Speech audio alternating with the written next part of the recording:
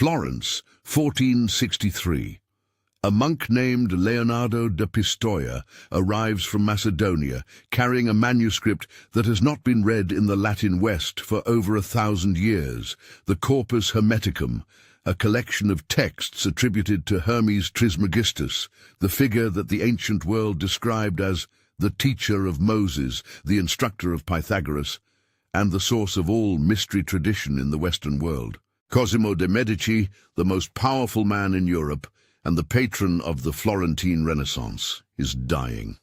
He's been waiting for this manuscript for years. He calls for Marsilio Ficino, the scholar he has been training specifically for this purpose, and tells him to stop all his other work immediately, stop the Plato translations. Translate this first, now, before I die. What Cosimo sensed was not merely philosophical interest. He sensed that the Corpus Hermeticum contained something operational, something that changed what was possible if you knew it. And he was right. What he did not know was that one section of the text he was so desperate to read contained a warning specifically about what would happen to the text after it was transmitted. Ficino translated the Corpus Hermeticum in 1463, and the text circulated immediately through the Florentine Academy and then through Europe. The most important text in the collection, the one that comes first, the one all the others position themselves in relation to, is called the Poimandres. The word is Greek, meaning shepherd of men or herdsman of men, and it describes a vision experienced by Hermes. A vast being of light appears to him and offers to reveal the truth about the structure of reality. Hermes consents. The being identifies itself as Nous, the divine mind, the primordial intelligence that underlies all created existence. And what follows is one of the most precise cosmological descriptions in any surviving ancient text. How consciousness descends into matter, how the soul is formed, what the return path looks like, and embedded in the final movement of the teaching, a warning that 5 centuries of institutional Hermeticism never prominently featured. Before we go any deeper, if this kind of buried knowledge speaks to you, subscribe to the channel. This is where we keep uncovering what was deliberately set aside. The Corpus Hermeticum as a whole contains 17 texts, and scholars date them to the 2nd and 3rd centuries AD in Greco-Roman Egypt. A time and place where Greek philosophical tradition, Egyptian priestly knowledge, and emerging Jewish and early Christian mystical thought were in active contact. But the tradition the texts claim to transmit is far older. The Hermetic tradition traces its authority to Hermes Trismegistus, thrice great Hermes, a figure the ancient world identified as the Egyptian god Thoth, given a Greek name, the deity who invented writing and was the keeper of all divine knowledge. Whether or not the historical Hermes existed, the knowledge the texts preserve was regarded as ancient even when it was written down. The question of when the texts were composed matters less than the question of what they actually say. And what the Poimandres says, when read without the accumulated centuries of institutional commentary, is not what the institutional tradition has emphasized. Ficino read the Poimandres as a treasure. He gave it the title Pimander in Latin and added extensive commentary. He positioned it as the ancient source of what Plato would later systematize, the Prisca Theologia, the ancient theology that Christianity could trace itself back to. In doing so, he did something to the text that the text itself had anticipated. He made himself the necessary intermediary between the ancient source and the contemporary reader. His commentary was not incidental to the text. It became, for most European readers over the next century and a half, the lens through which the text was understood. The translation and the interpretation arrived inseparably. This is important, because the warning in the Poimandres is precisely about what happens when a transmission of knowledge acquires an indispensable intermediary. What does the Poimandres actually describe in its opening? Not what scholars summarize, but what the text itself says. Nous appears to Hermes as two things simultaneously, an immeasurable light and a darkness that follows it. Not light followed by darkness in sequence, both present in the same moment of vision. Hermes sees the interplay of light and shadow and asks the being what this is. Nous tells him, the light is I. What follows me is the nature of matter. The teaching begins not with a principle, but with a direct perceptual experience of the relationship between divine mind and material existence. This matters for what comes later. Hermes receives the teaching through direct perception first, then interpretation. Not interpretation first, then instruction to perceive. The sequence is not incidental. The Poimandres also does something unusual in its framing, that the standard institutional presentation consistently flattens. Hermes is not the originating teacher in his own foundational text. He is the student. The authority of the Poimandres rests entirely on the claim that a being of higher intelligence chose to transmit to Hermes, not on Hermes' own philosophical reasoning. This is structurally important because the entire institutional Hermetic tradition positions Hermes as the authority whose teaching the initiate must receive through institutional channels. But the Poimandres reverses this. Hermes is not the source. He is the conduit, and the being that transmits through him, Nous, describes itself as available to any consciousness that is willing to receive it. Not to any consciousness that has been approved by an institution, any consciousness willing to receive. The Poimandres contradicts the institutional framing of Hermeticism at the foundational level. The tradition built an institutional hierarchy on a text that explicitly undermines the premise of institutional hierarchy. The Poimandre then describes the creation, how the divine mind generates the world, and then it describes what happens to individual consciousness as it descends into the material world. This section is the theological heart of the Hermetic tradition. The soul, as it descends through the 7 planetary spheres, acquires garments at each level. Not punishment, not corruption in the sense of something going wrong, a process. At each sphere, the soul takes on a quality corresponding to that sphere's nature. By the time it arrives in the material body, it has 7 layers of acquired identity wrapped around its original divine nature. 7 garments, 7 acquired characteristics. And the soul, inside all of this, has forgotten the original nature it covered. The question Hermes asks Nous at this point in the Poimandres is the question that drives the entire second half of the text. Can the process be reversed? Can the 7 garments be shed? Can the soul return to its original nature while still in the material world? Nous answers with a specific description of what the return requires and what it produces at each stage. Saturn's garment, the tendency toward diminishment and contraction, is shed first. Jupiter's garment, the tendency toward ambition as a substitute for genuine power. Next, moving outward through all 7, each sphere reclaims what it contributed to the descent. And what is at the center after all 7 garments are released, Nous describes as the original nature, not acquired, not constructed, but present before the descent began. And then, immediately after this description of liberation, Nous gives Hermes the warning. If you recognize that something you've been told about the esoteric tradition is incomplete, write in the comments, I know the difference.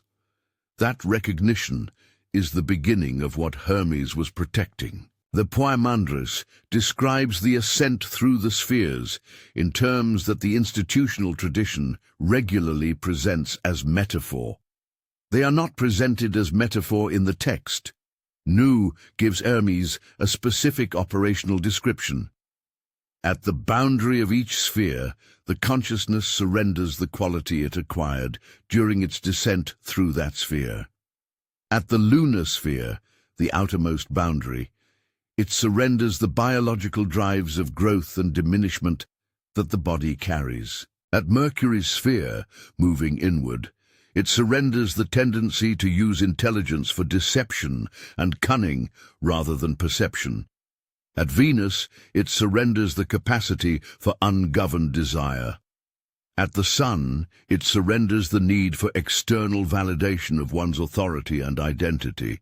At Mars, it surrenders the use of force as a primary mode of relating to the world. At Jupiter, it surrenders ambition as a substitute for genuine understanding. At Saturn, it surrenders the tendency to limit oneself and others through the assumption that increase is impossible. Each sphere reclaims what it contributed. And what is left, after all 7 spheres have reclaimed their contributions, is what the Poimandres calls the true nature. Not constructed, not inherited, not acquired, but original. The sophistication of the Poimandres' cosmological map is that it doesn't describe the material world as evil or the descent as a mistake. The soul descends in order to express the divine nature through material form. This is the purpose of the descent, not its failure. The garments are necessary for the material expression. The return is not a rejection of what the material world provided. It is the completion of the circuit. The soul that has fully expressed the divine pattern through all 7 dimensions of material existence can now return through those same 7 dimensions, releasing what was functional for the descent, and arriving at the original nature that was never actually covered, but only temporarily unrecognized. The Hermetic tradition's teaching is not escapism, it is completion. And the warning about the inverted transmission is the warning about using the language of completion to produce a sophisticated form of avoidance. The institutional Hermetic tradition's most reliable indicator of the inversion is visible in how it treats this return map. Every genuine initiatory system claims to be guiding the student through the process of shedding the 7 garments and recovering the original nature. But consider the actual design of the systems. What would happen to the lodge, the order, the tradition, if the student actually completed the return? The student who has genuinely shed the satin garment, the belief in the impossibility of real increase, no longer needs external permission to act. The student who has shed the mercury garment, the use of intelligence for cunning rather than perception, can now see through sophisticated institutional manipulation. The student who has shed the Jupiter garment, ambition as a substitute for understanding, is no longer susceptible to the appeal of advancing through prestigious degrees. A system that is genuinely producing the return Hermes described would produce students who outgrow the system. A system designed to retain students produces the garments language while leaving the garments intact. Something becomes clear when you examine the actual experience of long-term initiates in any hierarchical, esoteric tradition.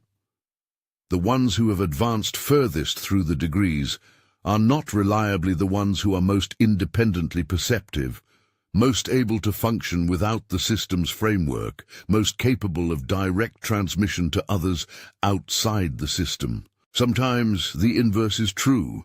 The highest degree initiates are the ones most thoroughly embedded in the system's interpretive framework, most dependent on its symbols and structures to organize their spiritual understanding, most unable to describe their experience to someone outside the tradition without extensive use of the tradition's proprietary vocabulary.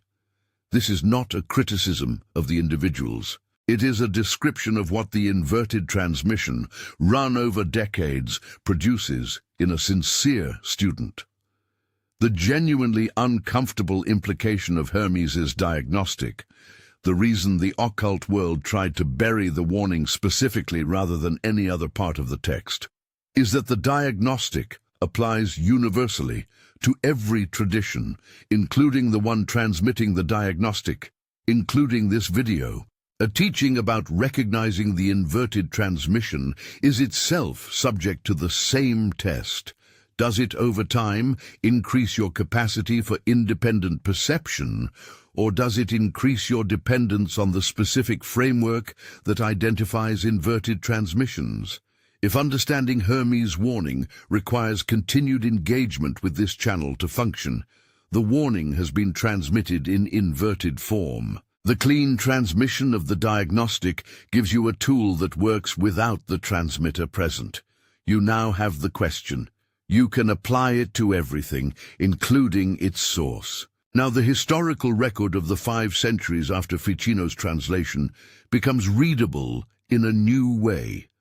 The Rosicrucian manifestos appeared in the early 17th century, the Fama Fraternitatis in 1614, the Confessio in 1615, and they claimed to offer a universal reformation of all knowledge on Hermetic principles, invisibly.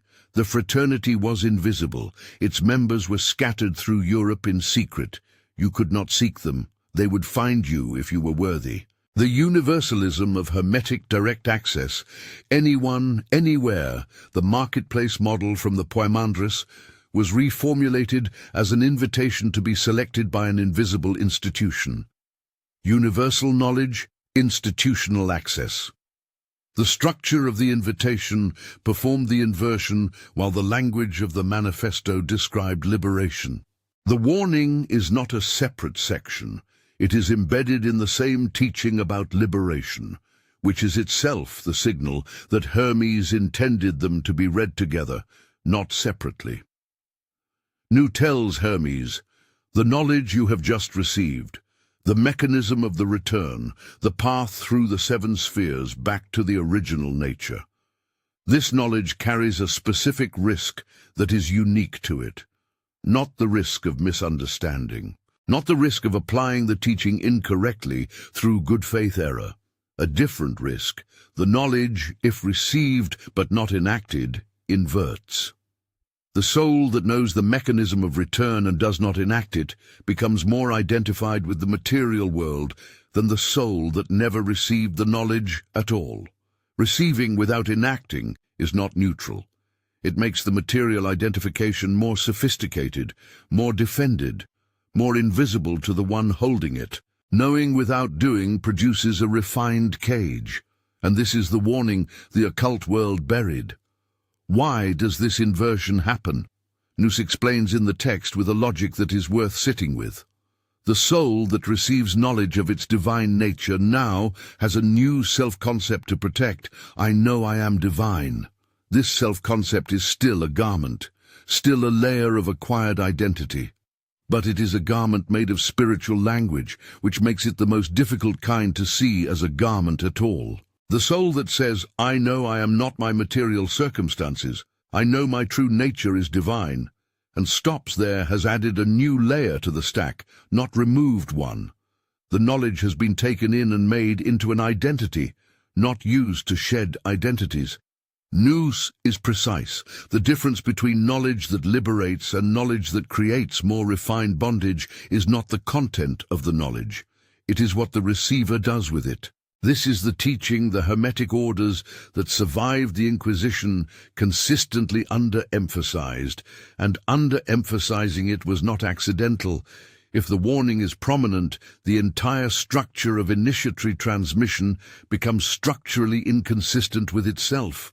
An order that teaches you that you have a divine nature and then requires you to advance through institutional degrees to access the next layer of that understanding is doing exactly what Nous warned Hermes about. It is giving you the knowledge of your divine nature as a new identity to hold, while constructing the path to actually living from that nature as a journey through institutional permissions. The garment of spiritual knowledge accumulates.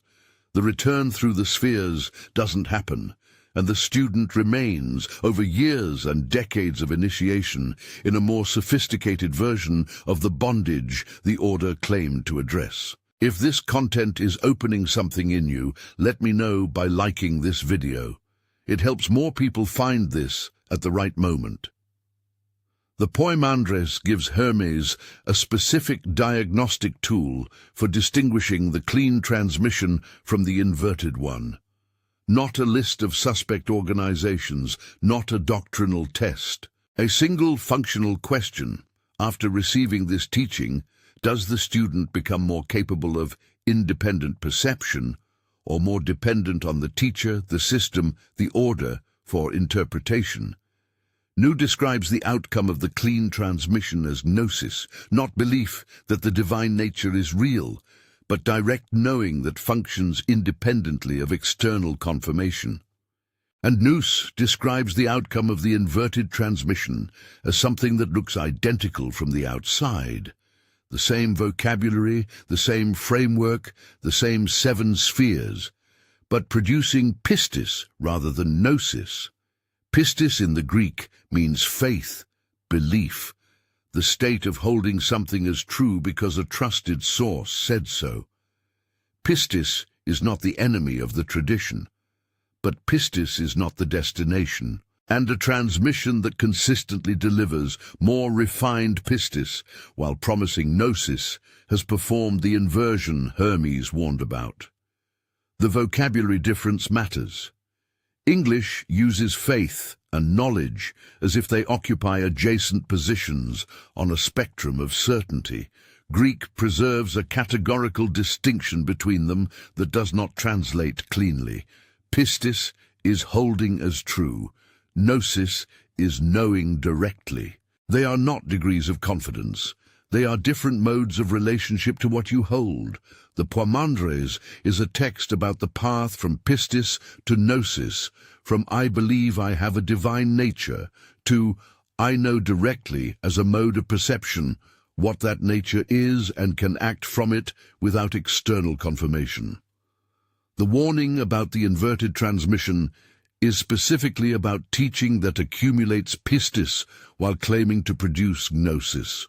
More confident belief in the Hermetic framework, more dependence on the framework to interpret what you experience, more pistis, no gnosis. Now, the historical record of the 5 centuries after Ficino's translation becomes readable in a new way. The Rosicrucian manifestos appeared in the early 17th century, the Fama Fraternitatis in 1614, the Confessio in 1615, and they claim to offer a universal reformation of all knowledge on Hermetic principles. Invisibly. The fraternity was invisible. Its members were scattered through Europe in secret. You could not seek them. They would find you if you were worthy. The universalism of Hermetic direct access, anyone, anywhere, the marketplace model from the Poimandres, was reformulated as an invitation to be selected by an invisible institution. Universal knowledge, institutional access. The structure of the invitation performed the inversion while the language of the manifesto described liberation. If what we're uncovering here is clarifying something you've carried for a long time, I left something in the first pinned comment. It's for those who are ready to move from accumulating the framework to actually using it. The Rosicrucian manifestos produced no visible organization, or at least none that could be clearly identified. Some scholars have argued that this invisibility was the point. The manifestos were a test of who would recognize the call. Others have argued they were primarily literary constructions, philosophical thought experiments in Hermetic transmission rather than actual recruitment documents. What neither interpretation addresses is the structural operation of the invitation itself. Whether or not there was a physical Rosicrucian fraternity in 1614, the invitation described an organization where knowledge was held by a select invisible group who would choose to transmit it to those deemed worthy. The Poimandres describes a nous who transmits to any consciousness willing to receive. The Rosicrucian manifesto describes a fraternity that transmits to consciousnesses it has selected. The vocabulary is Hermetic. The structure inverts Hermes' model. The Freemasonic tradition that emerged formally in the 18th century preserved the richest Hermetic symbolic vocabulary of any public institution in the modern West. The all-seeing eye, the 7 liberal arts, the pillars of Jachin and Boaz, the celestial and terrestrial globes. The symbols are genuinely Hermetic. They trace back to real Hermetic traditions in Alexandria and through Renaissance transmission. The framework is real. But the path to deeper Hermetic understanding inside the lodge requires ascending through institutional degrees. The lodge grants access. The lodge withholds access. And a system in which the institution controls when the student encounters the next level of the teaching about their divine nature is a system where institutional permission has been inserted between the student and what the teaching claims to describe. Hermes Diagnostic identifies this structure precisely. What the Freemasonic lodges actually produced for their members, setting aside the question of intent, is worth examining through Hermes Diagnostic. Lodge membership gave access to a network of like-minded individuals. It gave an intellectual framework for organizing spiritual and philosophical understanding. It gave the experience of shared ritual and symbol that created genuine community. These are real benefits. None of them are the thing the Poimandres describes as the outcome of the clean transmission. Network access is not gnosis. Intellectual framework is not the shedding of the Jupiter garment. Ritual community is not the return through the seven spheres. The lodge produced valuable things and described them using the language of the one thing the Poimandres says is the actual destination. The distance between what was produced and what was promised is precisely the distance the warning describes. The occult orders of the 16th and 17th centuries survived the Inquisition for a reason that is worth stating clearly. The Inquisition targeted individuals and groups who claimed independent direct access to divine authority, mystics who taught that the soul could know God without sacramental mediation, prophets who spoke as if from direct divine encounter, practitioners who claimed access to divine power outside church-authorized channels. What the Inquisition did not reliably destroy was hierarchical organizations that required institutional permission for access to their own inner knowledge. A hierarchical initiatory order and the hierarchical church share a structural feature. Both require the institution's authorization to access the sacred. Different institutions, same architecture. The Inquisition broke independent access. It accommodated institutional access. The historical relationship between the Inquisition and the occult orders also reveals something about how institutional structures with opposing surface positions can share structural interests.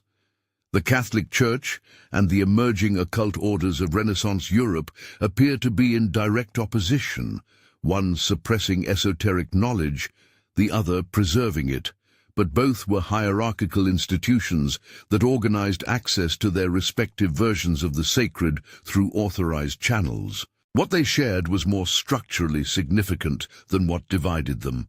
Both required the institution's intermediation for the student to access what the institution claimed to provide. The Inquisition destroyed what threatened both of them. Direct access, non-mediated, independent spiritual practitioners. It accommodated what threatened only one of them, alternative institutional mediators. This is not a conspiracy theory about secret coordination. It is a structural observation about which configurations of spiritual knowledge institutions can tolerate and which they cannot. Giordano Bruno understood this distinction precisely, and it cost him his life. Bruno was a Dominican friar who became one of the most sophisticated Hermetic philosophers of the 16th century. He did not merely study the Corpus Hermeticum. He took the Poimandres' directional instruction to its logical conclusion and taught that the direct access to the divine mind described by Hermes was available to every human being without institutional mediation of any kind. Not through the church, not through the Hermetic orders of his time. The access Hermes described was direct, universal, and required no intermediary. Bruno taught this publicly. He was burned at the stake in Rome in 1600 in the Campo de' Fiori. Not for practicing magic, the specific charges included his cosmological views and his claims about the nature of the soul, But the structural threat he posed was precisely what made him impossible to accommodate. A man who taught that Hermetic divine access was direct and universal was a threat to every institutional system that claimed to mediate that access, including the Hermetic orders. Bruno named this. He paid for it. The record of exactly which Hermetic circles protested his execution is not extensive. Bruno's Hermetic philosophy was rooted in the Poimandre's directional instruction in a way that the institutional Hermetic tradition was not. He taught that the divine mind, Nuh, the primordial intelligence described in the Poimandres, was present in every created thing, not distributed through institutional channels, present, immediately, in the stone and the star and the human consciousness. The implications for institutional authority of any kind, church, academy, esoteric order, were unmistakable. If the divine mind is immediately present in everything, the institution that claims to mediate access to the divine mind has no necessary function. Bruno named this directly in his written work. He removed the indispensable intermediary from the cosmological map. The indispensable intermediaries removed Bruno from the map. The pattern Bruno faced in 1600 is recognizable in 2026, not because the same institutions are operating, but because the same structural dynamic is operating. An enormous amount of Hermetic vocabulary circulates freely: frequency, vibration, the divine mind, the seven laws, the nature of consciousness. The vocabulary is accurate, the framework is genuinely Hermetic. What is consistently absent from the popular transmission is the directional instruction, the part of the Poimandres that specifies that the outcome of the real teaching is independent perceptual capacity that does not require continued engagement with a teacher, a system, or a tradition to function.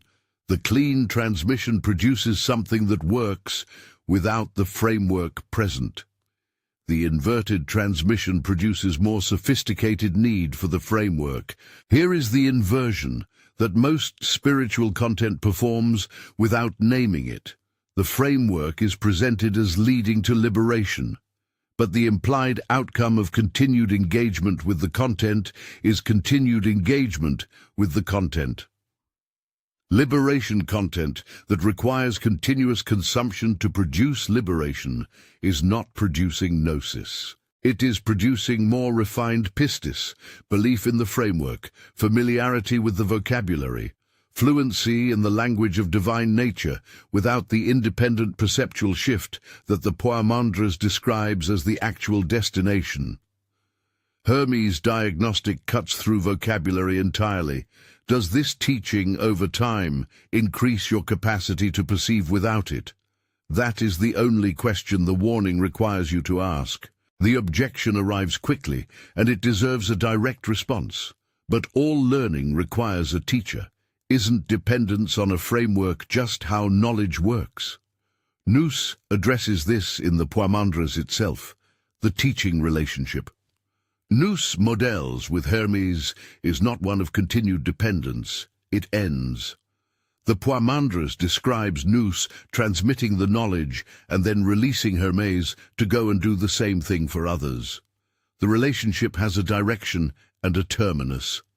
The clean teaching increases the student's capacity over time until the student can transmit independently.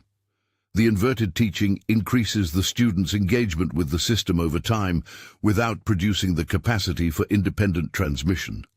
One has a trajectory toward completion. The other does not have a trajectory toward completion because completion would end the system's hold on the student. The 2026 landscape of spiritual content has produced a particular version of the inverted transmission that Hermes' diagnostic identifies with precision. The mechanism works like this. Someone who has genuinely studied the Hermetic tradition transmits real knowledge. The seven spheres are accurately described. The nature of the descent is accurately mapped. The Hermetic principles are correctly cited. The accuracy is genuine. But the transmission is organized so that each piece of knowledge leads to the need for another piece of knowledge, and the piece that would close the circuit, the operational instruction for actually enacting the return rather than understanding it conceptually, is always one more course, one more level, one more video away. The knowledge is real. The directionality is inverted. Real knowledge, organized to produce continued dependence rather than independent capacity. This is the most sophisticated version of the inversion because the student never has cause to doubt the knowledge itself, only the incomplete quality of their own practice, which requires more knowledge to address. What Hermes does at the end of the Poimandres is the most subversive moment in the entire text. The moment the occult tradition has consistently underemphasized for 500 years. After Nous finishes teaching him, Hermes goes into the marketplace, the public square, and begins transmitting what he received to anyone who is willing to receive it.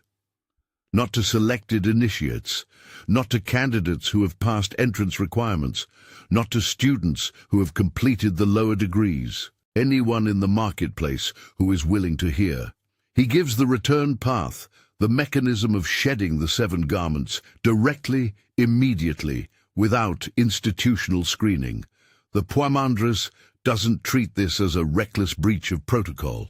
It presents it as what Hermes was instructed to do by Nous. The marketplace teaching is the intended transmission model. The marketplace scene is the most dangerous section in the Poimandres for any institutional Hermetic tradition. A text that presents its own foundational teacher, going directly to the public with the mechanism of liberation, skipping the lodge, skipping the degrees, skipping the commentary, skipping the intermediary, cannot be easily absorbed into a system whose value proposition is that you need the system to access what the text describes. The institutional Hermetic tradition has handled this by treating the marketplace scene as biographical context rather than as the text's central instruction about transmission. Ficino's commentary does not dwell on it. The Rosicrucian manifestos do not model it. The Lodge does not replicate it. 500 years of institutional Hermeticism has had a consistent orientation toward the cosmological sections and a consistent underemphasis of the final movement. The final movement is where the warning and the model live together. What was transmitted in the marketplace? The Poimandres is specific. Hermes teaches the knowledge of how consciousness returns through the 7 spheres, not the knowledge that return is possible, the knowledge of how it works at each sphere, what is shed at each level, the quality of the garment and the quality of what is underneath it. He does not give people more refined pistis about their divine nature. He gives them the mechanism of gnosis, the operational instruction for moving from belief in divine nature to direct knowing of it. This is the difference, and this is what the institutional tradition replaced with more sophisticated frameworks for belief. You can spend decades in an initiatory system, accumulating refined knowledge about the structure of the 7 spheres without ever receiving the operational instruction for actually moving through them. The marketplace teaching gives you the instruction immediately. The clean transmission of the Poimandres, the marketplace model, produces something that can be identified by its effects in the student over time, not by its content in the moment of transmission. The effects Nous describes to Hermes as the markers of genuine gnosis developing are specific, not feelings of spiritual significance, which can be produced by excellent inverted transmissions as reliably as by clean ones. Not intellectual fluency with the Hermetic framework, which the inverted transmission produces abundantly. The markers are functional, reduce susceptibility to the kind of external manipulation that works through the garment still in place. The student shedding the satin garment becomes noticeably less responsive to arguments that increase is impossible for them specifically. The student shedding the Jupiter garment becomes noticeably less responsive to appeals through institutional prestige. These are not mystical states. They are functional changes in how specific types of manipulation stop working. The clean transmission produces less susceptibility to the tools its own framework describes. The inverted transmission produces more sophisticated engagement with those tools. Applying Hermes' diagnostic now requires a specific kind of honesty that most engagement with spiritual content does not typically invite. After everything you have accumulated from whatever tradition you engage with, ask not whether the content is accurate, not whether the framework is sophisticated, not whether the teacher has studied deeply. Ask, what is the trajectory? Are you more able over time to perceive the mechanisms we discuss without needing the content present? Or are you more fluent in the vocabulary, more engaged with the framework, more able to discuss the concepts, while the actual perceptual capacity for independent knowing has remained unchanged? The trajectory is the answer. Pistis accumulates. Gnosis shifts something that does not require the framework to function after it shifts. The Poimandres also preserves a description of what Hermes experiences in the moment of receiving the teaching from Nous that is worth examining carefully. The text describes Hermes' response to the teaching not as intellectual satisfaction. I now understand how the universe works, but as a change in the mode of his perception. He does not acquire a belief that he is divine. He recognizes directly something that was already the case. The distinction the text preserves is between acquiring knowledge about something and recovering a knowing that was already present but covered. This is the gnosis-pistis distinction in experiential terms. Pistis accumulates. You become more confident over time in something you didn't previously believe. Gnosis recovers. You recognize something that was always the case and was temporarily obscured by the garments. The practical difference is this: pistis can be argued away. If someone produces a compelling counter-argument, the belief shifts. Gnosis cannot be argued away because it is not a belief held on the basis of arguments. It is a direct recognition. Hermes's warning is partly about the fact that institutions cannot sell gnosis. They can only sell more sophisticated pistis. And because pistis can be argued away, the student who relies on pistis for their spiritual stability is perpetually susceptible to the institution's authority. The institution always has more arguments. Gnosis requires no arguments, which is why the institution consistently produces pistis and calls it gnosis. Something specific happens when you apply this diagnostic honestly to your own engagement with spiritual information. You notice that some teachings land and produce a change in how you perceive that persists independently of the content. And you notice that other teachings land and produce primarily a feeling of understanding that requires the next teaching to complete. Both feel like insight in the moment. Both can be received from genuine, accurate, well-studied teachers. The difference is not in the teacher's sincerity. It is in the direction of the transmission, whether it is organized to produce independence or to produce continued engagement. Hermes gave you the diagnostic not to judge teachers, but to orient yourself. To ask of everything you receive, including this, the one question that matters: what is the trajectory? The 19th and early 20th centuries produced a specific development in the transmission of Hermetic knowledge that made the inversion more visible in retrospect. The Theosophical Society, founded in 1875, and the Hermetic Order of the Golden Dawn, founded in 1888, both claimed to transmit authentic Hermetic and occult knowledge. Both organized that knowledge hierarchically. Both produced highly sophisticated frameworks for understanding consciousness, the cosmos, and the mechanism of spiritual development. And both produced, in their most prominent members, some of the most dramatic demonstrations of Hermes' warning, Initiates who had accumulated extraordinary Hermetic knowledge and who used that knowledge for political maneuvering within the institution, for the accumulation of personal authority over other members, for the production of elaborate public personas built on the performance of spiritual advancement. Not because the knowledge was false, because the knowledge had been received in the inverted direction, and the garments of ambition, cunning, and identity protection remained fully operational underneath sophisticated Hermetic vocabulary. The 500 years of institutional Hermeticism has been, in terms of preservation, genuinely valuable. The Corpus Hermeticum exists in modern translation because of the chain of custody that runs from Ficino through the scholarly and esoteric traditions of Europe. The 7 Hermetic laws exist as a living framework because the Kybalion and its predecessors maintained them. The vocabulary, the symbolic architecture, the foundational cosmological map, all of it survived through institutional transmission. But the warning also survived. It survived not despite institutional preservation, but because the text was too prestigious to alter, and the warning too deeply embedded to remove without removing the surrounding teaching. The Poimandres contains its own protection against the inversion Hermes predicted.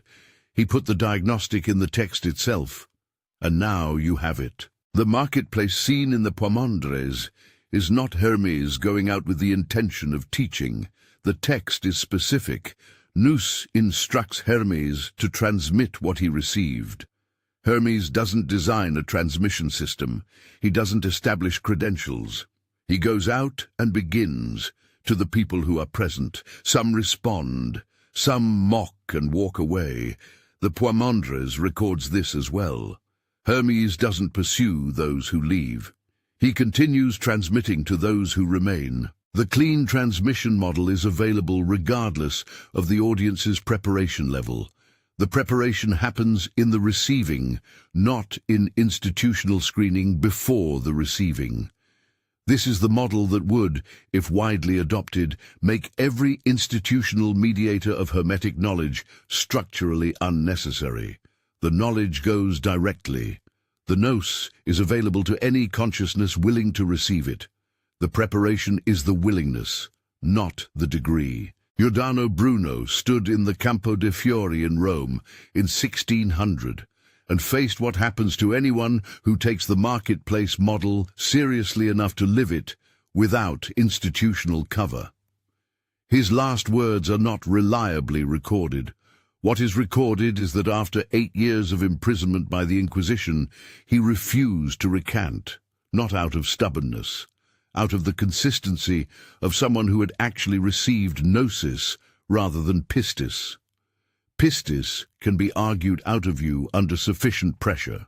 What nous described to Hermes as the outcome of the clean transmission cannot be, because it is a mode of knowing that does not depend on external confirmation of its validity. Bruno had received what the Poimandres describes. The warning had not protected him from what institutions do to people who make institutional mediation unnecessary. But it had given him something that the institutions could not take back. Where does the person who has now received Hermes' warning go from here? Not to a list of approved and disapproved spiritual sources, not to nihilism about all spiritual transmission, not to the conclusion that no teaching is valid because all teaching is potentially inverted. The warning doesn't produce a paralysis of skepticism. It produces a single active question that can be applied to every transmission, including the warning itself. Does this, over time, increase my capacity for independent perception or my dependence on this framework? The question is not passive. It requires actually tracking your own trajectory over time. Are you, 6 months from now, more able to perceive the mechanisms we discuss without the channel present? Or more fluent in the vocabulary, more engaged with the content, more in need of the next piece to complete the picture? Your own trajectory is the only answer that matters. Hermes gave you the diagnostic. The diagnostic is yours now. That is the clean transmission completing itself. The Poimandres closes with Hermes giving thanks to Nous and then going out to transmit what he received, without waiting, without designing a system, without screening his audience. To whoever is present, some mock and leave. He continues. The text ends there. No institution founded, no hierarchy established, no gatekeeping mechanism designed. The foundational Hermetic text ends with a model of direct transmission that every institutional Hermetic organization for 5 centuries would quietly set aside. No one deleted this from the text. No one declared it invalid. It was buried by de-emphasis, by treating it as biographical context rather than as the instruction the entire preceding cosmological teaching was building toward. The marketplace is the destination of the Poimandre, not the cosmology of the descent, not the map of the spheres, what the student does with the map after receiving it. And what Hermes does is go directly to people he has not screened, without the institutional framework that would have made his knowledge prestigious and himself indispensable. He makes himself unnecessary before the teaching is complete. That is the clean transmission's signature. The warning Hermes left in the Poimandres was never fully buried, because it could not be. To remove it would be to remove the coherence of the teaching around it. The liberation mechanism requires the warning to make sense. A teaching about how to shed acquired identity that doesn't warn you about the sophisticated acquired identity of spiritual knower is an incomplete map. The warning is not a supplement to the real teaching. It is the real teaching's final layer, the part that names what the entire preceding liberation framework can be used to prevent rather than produce. You now have both the map and the warning about how the map gets misused. That combination, which is what Hermes actually transmitted in the marketplace to anyone willing to receive it, is the part the occult world tried to bury. Not because it was false, because it was the most operationally dangerous truth in the entire tradition. A diagnostic that makes institutional control of Hermetic knowledge impossible to sustain once widely known. Cosimo de Medici died in 1464, the year after the Corpus Hermeticum was delivered to him. Ficino's translation had barely been completed. Whether Cosimo received what he urgently needed from the text is not recorded. What is recorded is that the Poimandres he arranged to have translated at the cost of setting aside Plato, the text he treated as more urgent than all of Renaissance philosophy, contains a warning about the transmission he was setting in motion. The patron who created the most prestigious institutional context for Hermetic knowledge in the Western world had arranged to transmit a text that, read fully, calls into question the necessity of prestigious institutional contexts for Hermetic knowledge. The irony is architectural. The text survived the institution that preserved it, and the warning survived the 5 centuries of institutional handling that consistently emphasized everything around it. If you stayed until the end, write in the comments, "I carry the warning." I've placed another lesson on your screen right now, your next step on this path. Thank you for watching, and I'll see you in the next video.